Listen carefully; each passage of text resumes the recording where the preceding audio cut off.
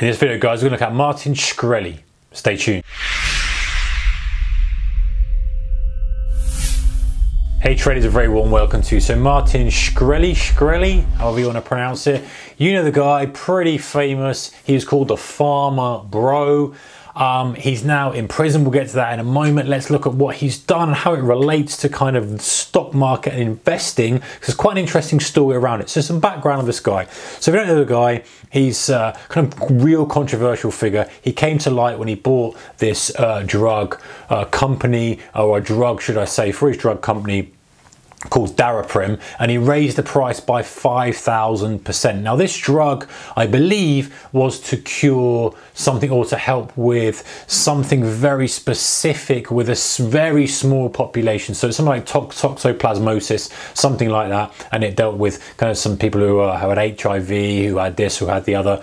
Go and do some kind of digging around if you're interested. But anyway, the point is, it wasn't like an everyday drug. It was kind of a drug that was used by a small amount of people, and he hiked up the price massively by 5,000%. Now, his justification for this was, hey, we're losing money on this drug. We're increasing the price because we want to be able to put more money back into developing the drug. He said he didn't believe the drug was doing its job. It's kind of making people sick, and it was kind of doing half of its job, but had a lot of side effects and stuff. So with the extra money they received from it, they can improve and put it back into research and development. They can use the revenue to push into R&D. Hillary Clinton even waded into it and said, hey, this is price gouging. It shouldn't be allowed.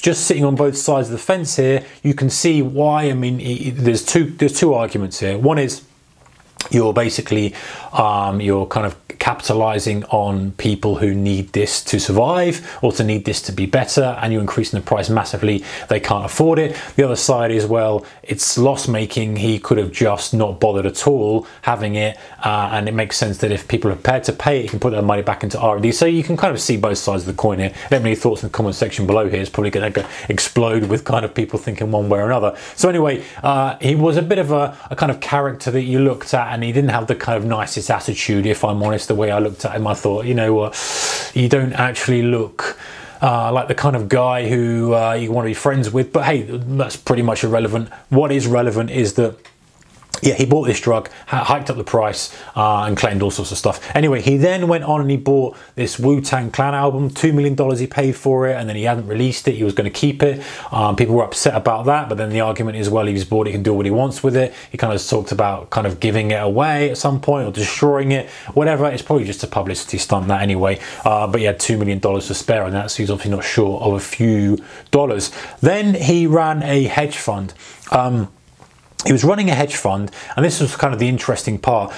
He also went in before that, and if it was while he was running the fund or after that, he went in before Congress, and he kind of was cross-examined, and he basically just said nothing and just annoyed all the politicians there. So he really got a lot of people's backs up throughout the whole of the industry, and we'll talk more on that in a second, even in the courtroom. So he basically ran this hedge fund, and he was sentenced or he was prosecuted for securities fraud, because apparently what he was doing was he was misrepresenting and lying about how much funds people had in their fund. Now, the bizarre twist of this is that many people, or I believe everybody, got back more than they put in. So some people were saying, hey, I put 130 grand and got about 2.6 million. Others were saying they got this because he promised to repay them not only in full, but also in stock of the company that he also owned, another drug company he owned. And so he went through this process of lying to investors, saying it was worth this amount of money, basically committing fraud.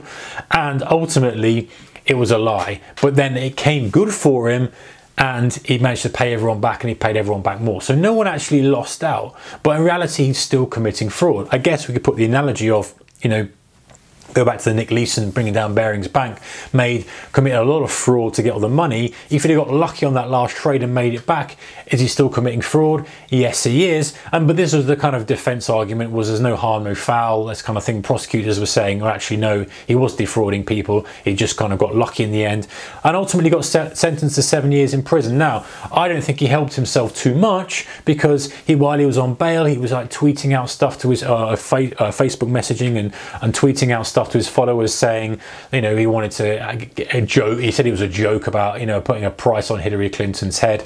And that judge just said, you know, no, you can't start doing stuff like that. You got 70,000 people following you, whatever it was. You're going to go to prison. So he was in prison, he was in remand or whatever you call it in the US, basically in custody, bail revoked. So ultimately got 7 years, which was a reasonably long sentence. It was kind of mixed between lying to investors and trying to manipulate stock price. And as I say, investors didn't lose, but he just behaved stupidly. And I think, you know, you could say that perhaps there was pressure for him to have a big sentence, but just because of the kind of character he was and the kind of things he'd been doing all throughout the whole process. So he didn't help himself. He was kind of doing live streaming of stuff as well. He was tweeting things. I don't think he did himself many favors, and obviously he did commit fraud, which he's doing time for now. So that was an interesting story. If you want to find out more about that, go and dig around. But you know, the fact that he didn't actually, no one lost, but he committed fraud still kind of opens up a few questions. But that's him. He's now sitting in a prison and he will be there for the next however many years it is from this video. Anyway guys, take care, keep your risk managed. See you next one. Bye bye.